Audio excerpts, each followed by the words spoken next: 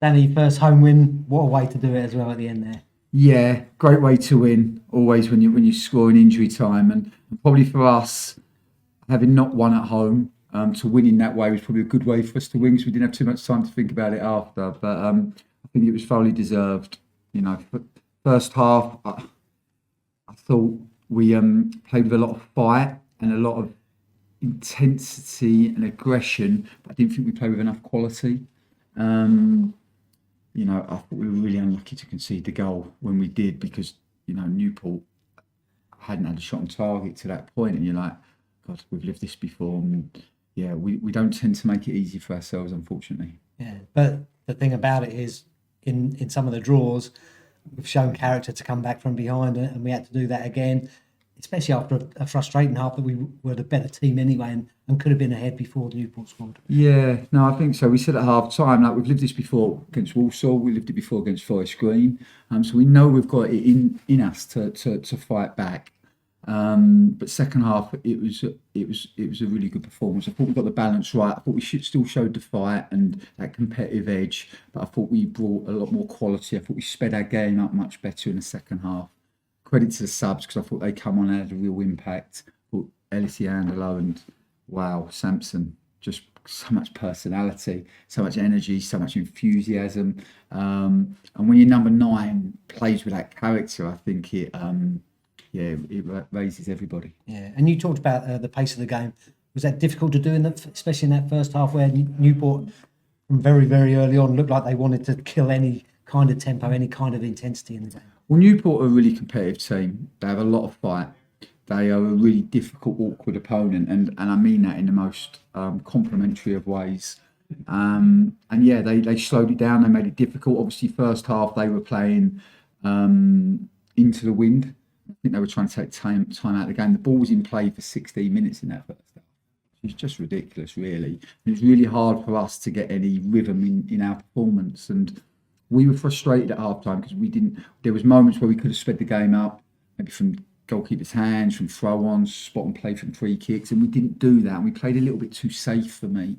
And just second half, we just wanted to continue with the same level of competitiveness, but try to speed our game up and play with a bit more quality. And like I said, I thought second half we managed to do that. And sometimes set pieces are massively important in games.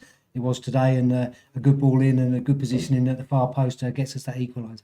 Yeah, well, Dimitri keeps telling me that we're top of the expected goals for set pieces since we've been here, but it don't mean much, unfortunately. So we were waiting to score, and credit to Nicky because there'd been an injury and the boys had come over, and I think Arthur Reid had been taking them, but we used a certain in-swinging corner with Cameron, and Nicky asked Cam to take it. It was a great delivery, and Ellis, just got round the back and a good finish. And then, of course, the game goes into injury time, and Jay Mingy, who in the last 3 games has been a revelation as a right side, is a centre half pretty much, gets forward, and we're taking chances, which we have to do to win the game, and a fantastic finish.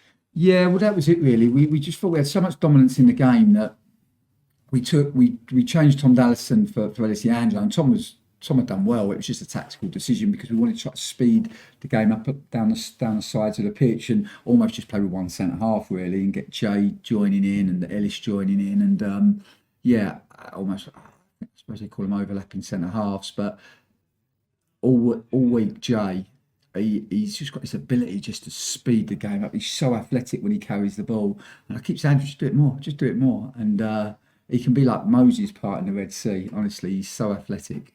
And he played a lovely ball into Harry, and Harry did really well because he just held it and turned it round the corner. And then I thought Jay would cross it, and I'm really pleased he shot. And some good celebrations after. And we've spoken to Jay not too long after you and Nicky came in, and he said that you're on his back like parents, kind of pushing him in a great way that kind of keeps his kind of a motivation going, and so he doesn't get complacent, I think he was trying to say. Yeah, I'm on his case, but and Nicky too, and also Lorenzo, we're all on his case. But actually, he's maturing, and he's now taking ownership himself, and he's on his own case, which is obviously the ideal and what you want really, to try to empower the player. And I'm pleased for him. I just say to him I'm always cautious giving him too many compliments, but he deserves them this evening. But the better he does, the more he has to concentrate, and he just has to stay in that moment now, because he's done